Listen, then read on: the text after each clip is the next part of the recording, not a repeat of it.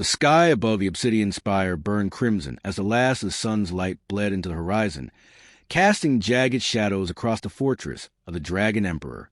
Below, in a workshop carved from black basalt, Alira Thorne wiped grease from her hands and glared at the summons clutched in her fingers.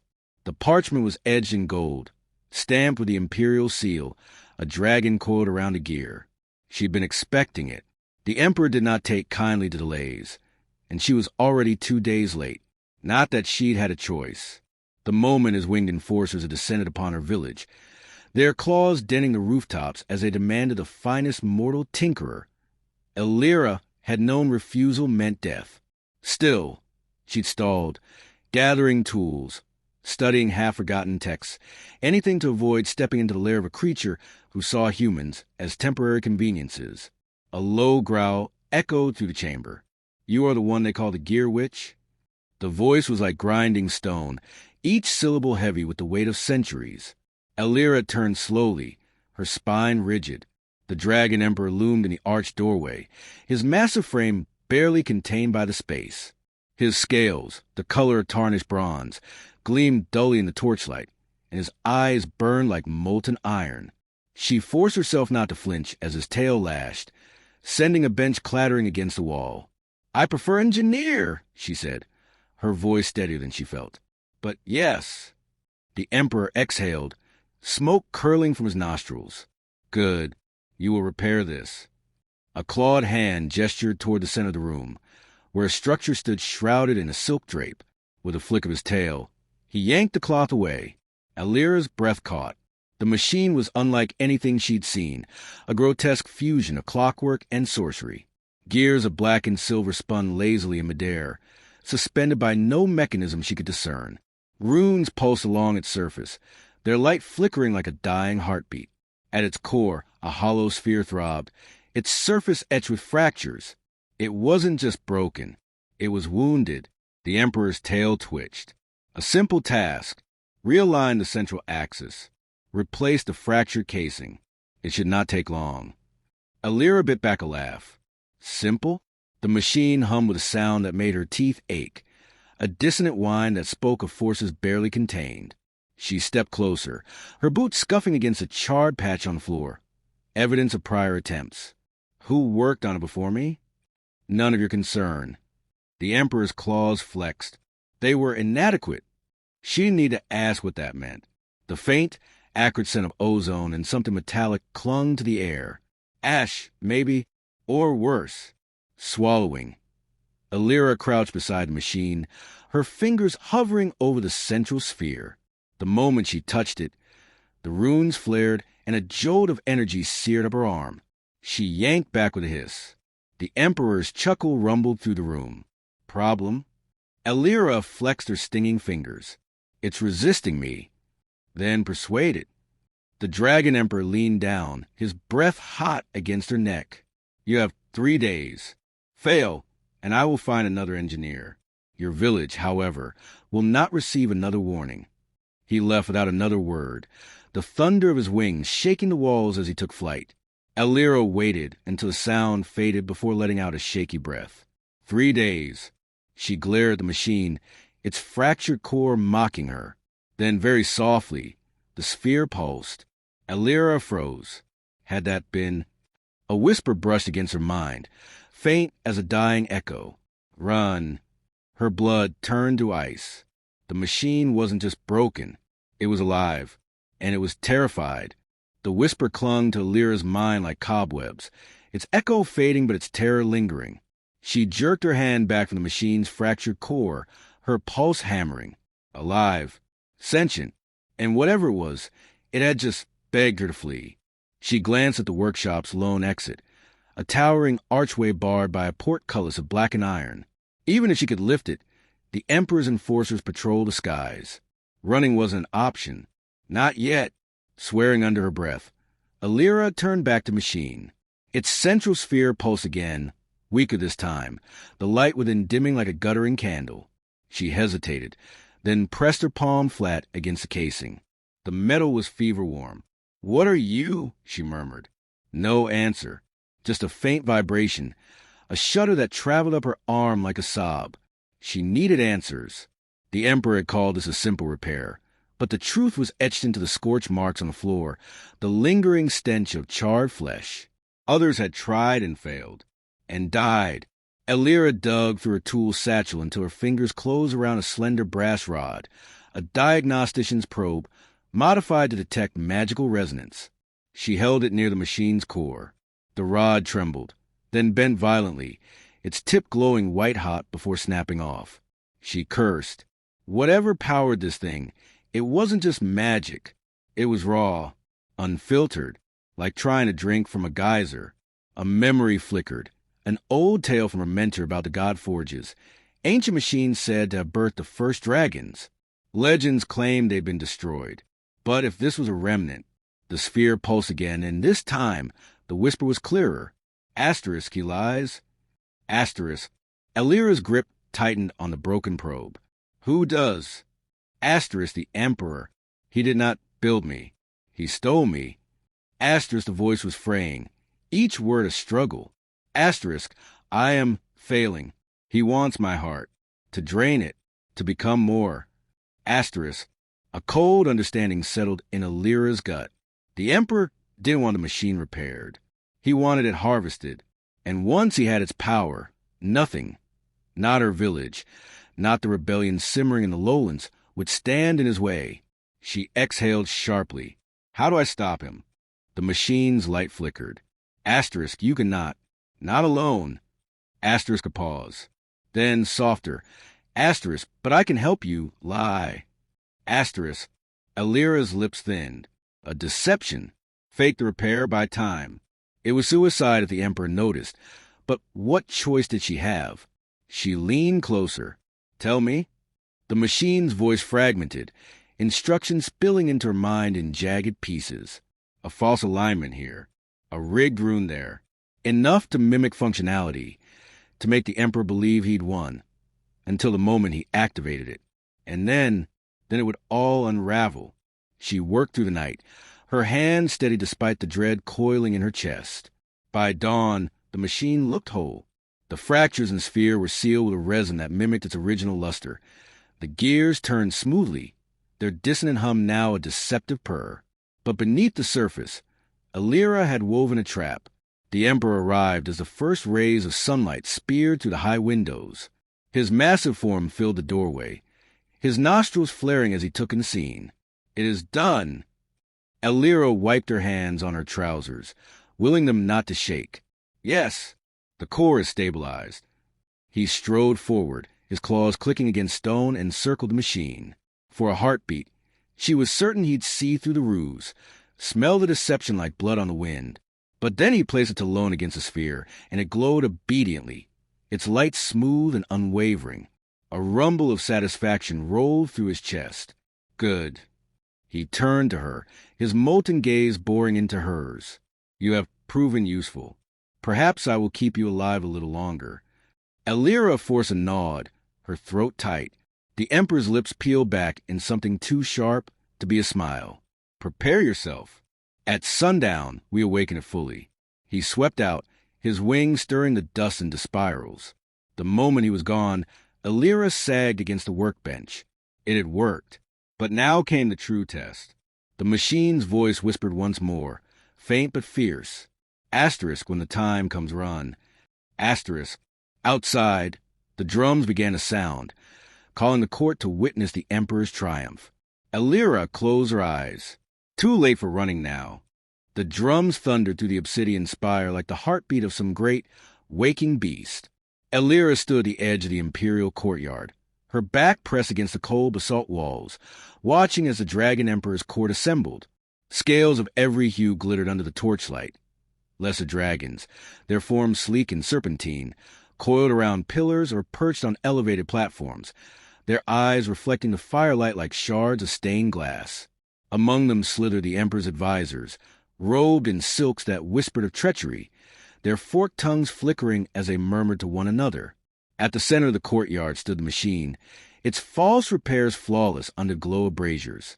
The Emperor circled it, his massive claws leaving furrows in the stone. His wings, vast and leathery, twitched with barely contained anticipation. Tonight, he would claim its power. And when he did, Alira's deception would either save them all or doom them. A hand gripped her arm. She whirled, her free hand already reaching for the wrench strapped to her thigh. But it was only Kael, the scar drake who'd escorted her to the spire. His muzzle was pulled into a sneer, revealing rows of needle-sharp teeth. "The Emperor wants you close," he hissed, "to witness your triumph." Alira wrenched her arm free but followed, her boots scuffing against the polished stone. The crowd parted as Kael led her forward, the dragon's gazes prickling against her skin like hot embers. She stopped a few paces from the machine, close enough to see the minute tremors in its casing. Subtle, but there, waiting. The Emperor's voice boomed across the courtyard. "Tonight we ascend."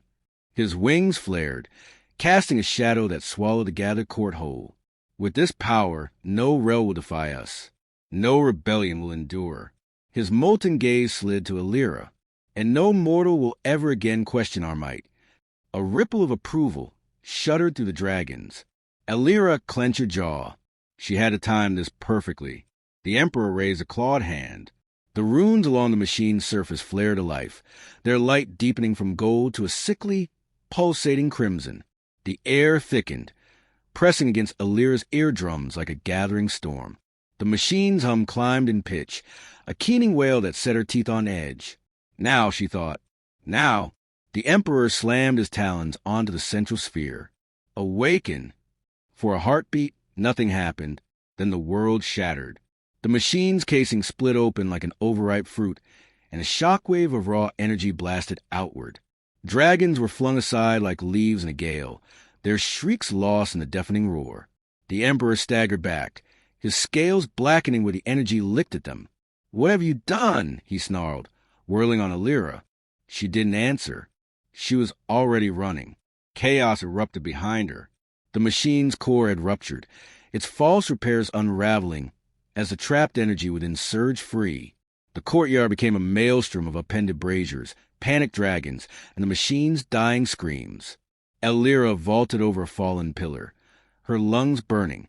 The portcullis, if she could just reach it. A shadow blotted out the torchlight. She barely had time to roll aside before the Emperor crashed down where she'd stood, his claws gouging deep into the stone. Smoke curled from his jaws. "You dare!" Alira scrambled to her feet, wrench in hand. "You wanted it fixed. I fixed it my way." He lunged. She swung. The wrench connected with his muzzle in a spray of sparks, the enchanted metal leaving a searing welt across his scales. The Emperor recoiled with a roar, just as the machine's core detonated. The blast hurled Alira off her feet. She hit the ground hard, the breath driven from her lungs. Through swimming vision, she saw the Emperor engulfed in a storm of light and screaming magic, his form writhing as the machine's fury consumed him. The spire itself trembled, cracks spiderwebbing up its walls. A clawed hand seized her collar, yanking her upright. Kael, his wings were torn, one eye seared shut, but his grip was iron. You ruined us." Alira drove her knee into his ribs. He snarled, but his hold loosened just enough for her to twist free. She didn't wait to see if he followed.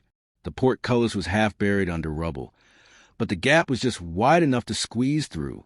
Alira wriggled into the narrow passage beyond, the sounds of crumbling stone and dragon fire chasing her into the dark. She didn't stop running until the spire was a smoldering silhouette against the night sky. Only then did she allow herself to collapse against a gnarled tree, her hands shaking, her breath coming in ragged gasps.